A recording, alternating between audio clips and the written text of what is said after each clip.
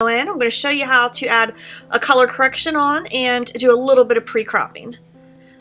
So first thing we're going to do is we're going to do a color correction to all of the ones on the rocks. I'm going to show you how to apply that color correction to all of them.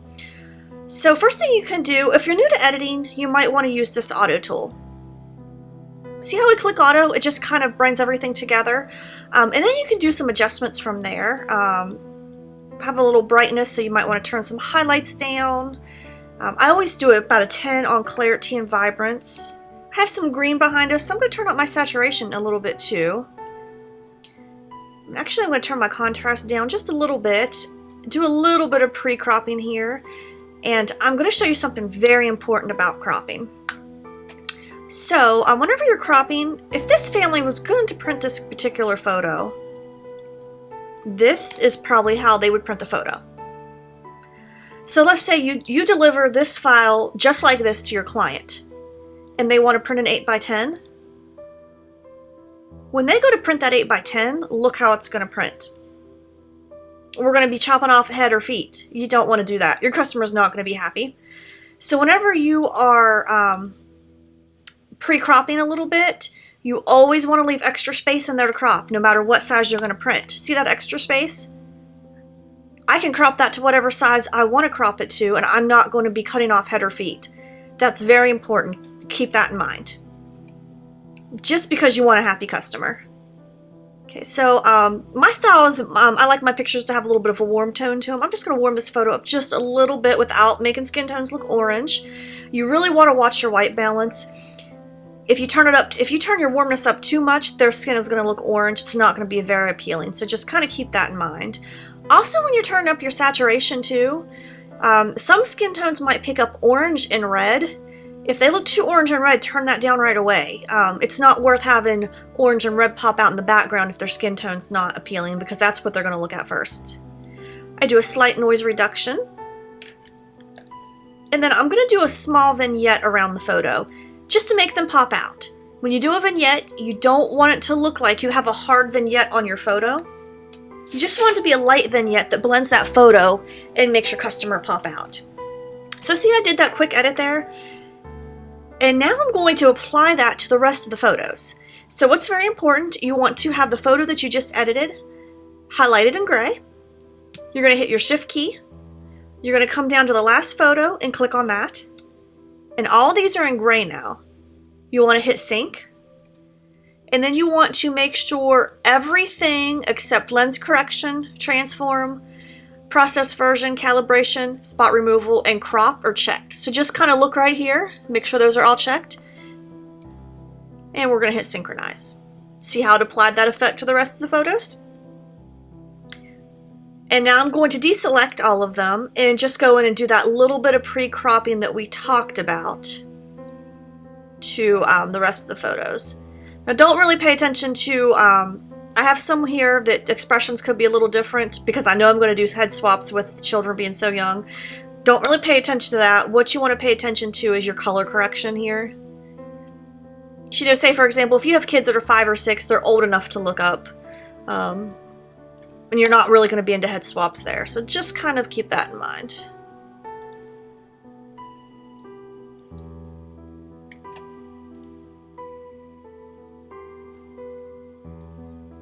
Okay, now even though you applied that preset to everything, you still want to eye it up a little bit. This photo, because, oh, that's not right, because I've shot it landscape, it looks just a little brighter than the rest of them. So I'm just going to turn that exposure down.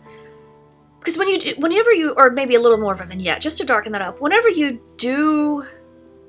sync those photos, that's kind of a guide. You still want to eye them up, because if your sun changes, your white balance could change, or you might have some more shadows that you need to adjust. So just kind of keep that in mind.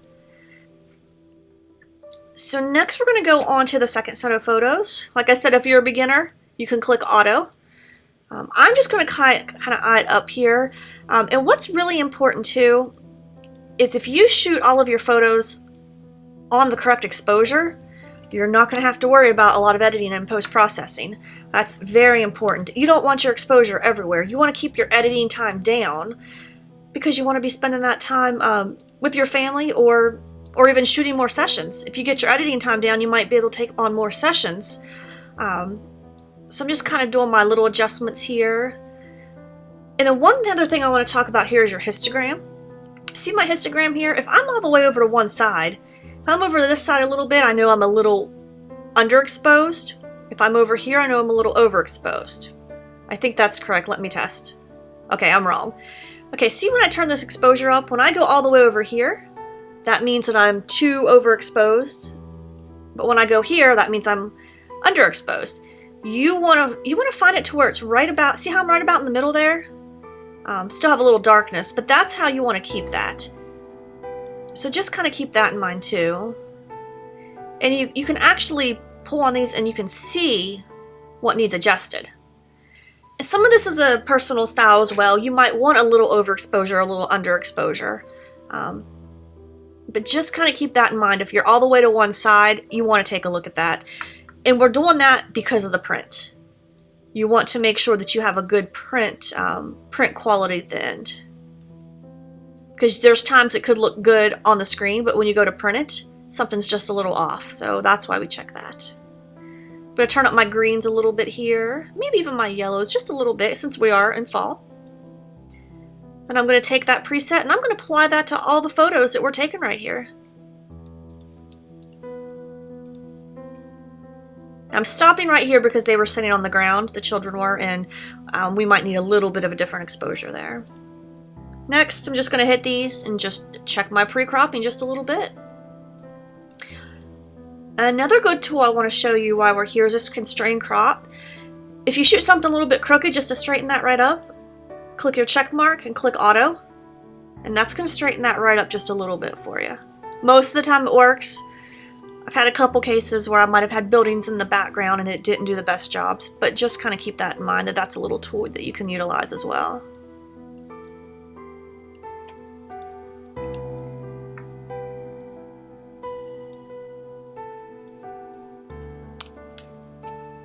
Alright, so you can see this one is a little darker than the rest. My sun was starting to change, so let's just brighten that up just a little bit. Okay. And in here, I actually moved the family a little bit to get mom out of that sun. A little darker, so I want to just pull up that exposure just a little bit. I know those are a little dark, so I'm just going to apply that to all of those real quick.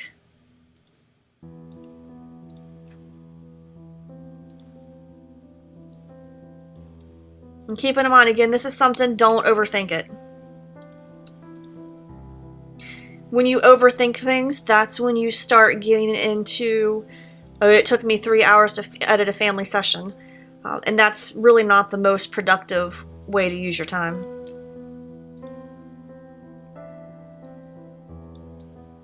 All right, let me give you an example here. This is one that I selected P on. I can look at the other photos and know I'm not going to use that. I'm just going to exit out right now because I really don't need it.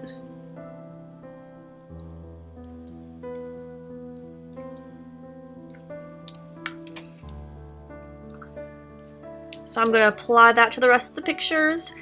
Okay, on this one too, this time I'm going to select my lens correction, transform, and crop because all these photos were shot in the same spot, so I can match those up exactly. See how that pulled them all in a little closer, but then we just want to go back and make sure we're centered. And all of them are right about in the same spot.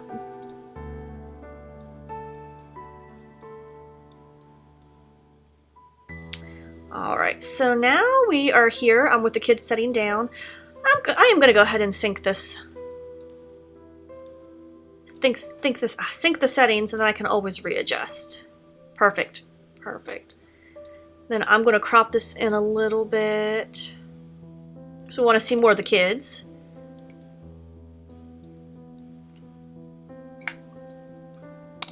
There we go. Now I'm just going to sync the rest of the photos with the kids just like that. And again, this time I am going to check my lens correct, transform, and crop to try to get all those photos pulled in.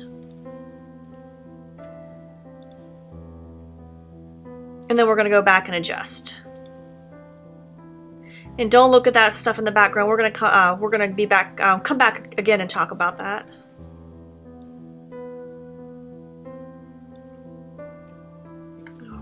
So mom and dad are behind them here. We can do the same thing. Just go ahead and sync those photos. I don't want to pull them in all the same though because we are in a different set of photos.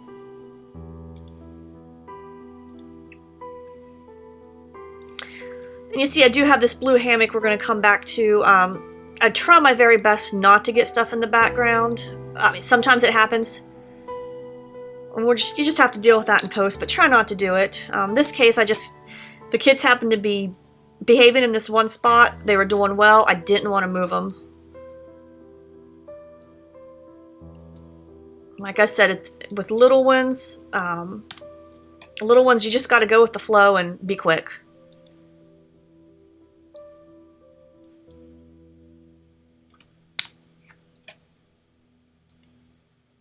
I'm going to take that one out.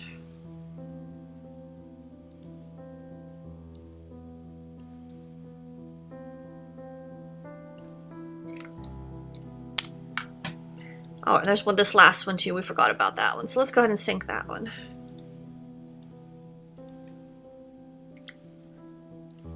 Now, there is a picture perfect one. Everyone's looking and looking good. Alright, so now we're to our next scene. I'm going to take this one out because the exposures don't quite match. If I have to come back to it at some point, that's okay. But what we're going to do here, remember, if you're new, you can use your auto button. If you've been doing it for a while, you can just kind of eye it up as you see fit.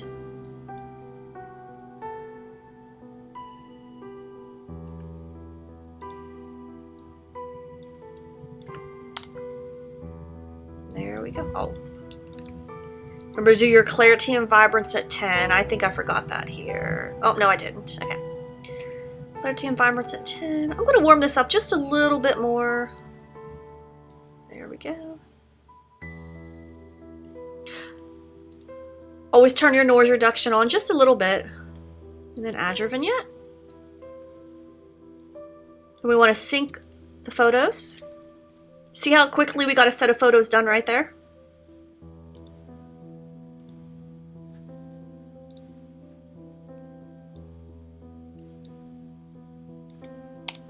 Then I'm going to go through and just make those, I'm going to do that one more time. I'm going to sync my lens correction, transform, and crop. And then adjust. See how those came out pretty much the way we'd like it there?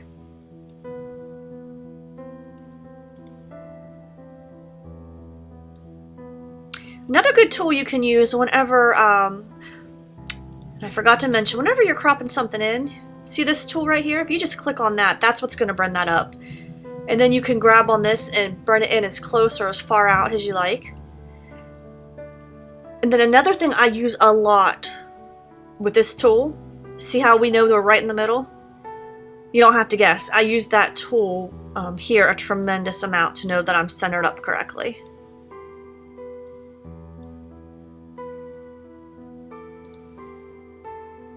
Alright, so there was another round of photos. These photos are in the same spot. I'm going to go ahead and sync those.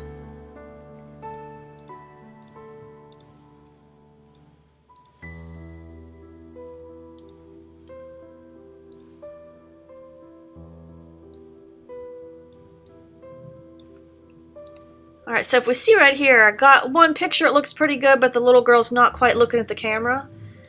I want to see if I can find one where she's looking at the camera, so I'm going to go back. And if I can find one here, I'm going to keep that in the event I decide to do a head swap.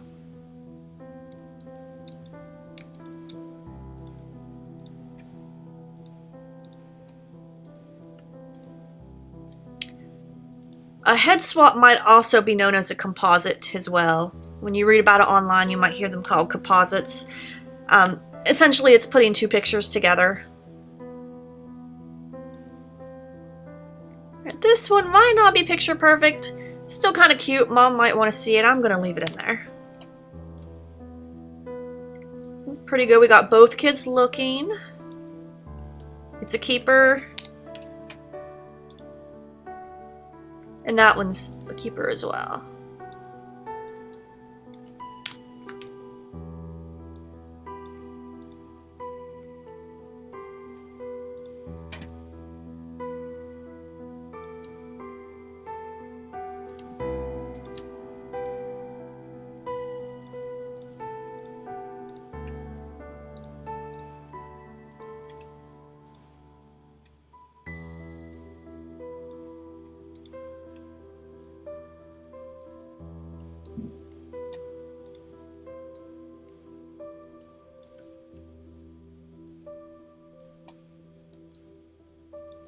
I pulled that down because the falls, Mom was really concerned about wanting the falls behind the picture.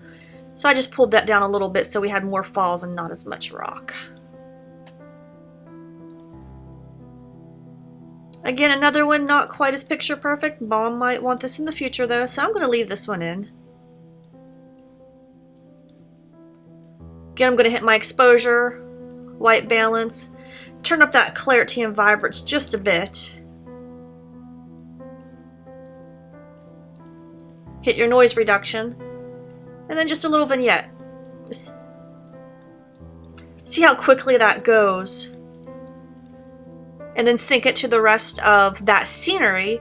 See how quickly that goes whenever you're not overthinking it. You're just hitting a color correction real quick.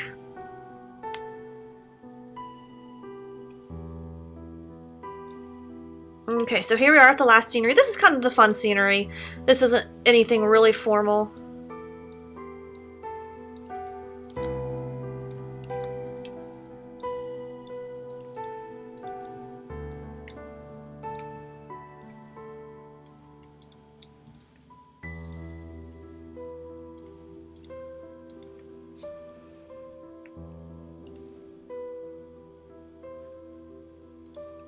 I'm going to take that one out.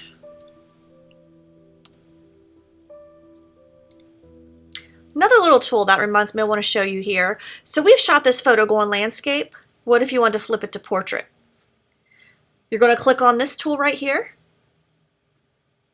You're just going to hit X. See how that flips it for us?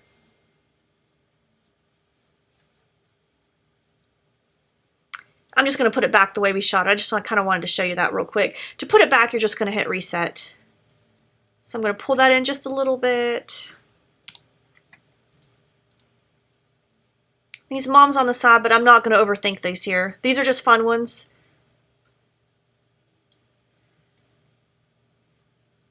All right, guys, and that is how to apply a quick color correction and exposure correction to a family session.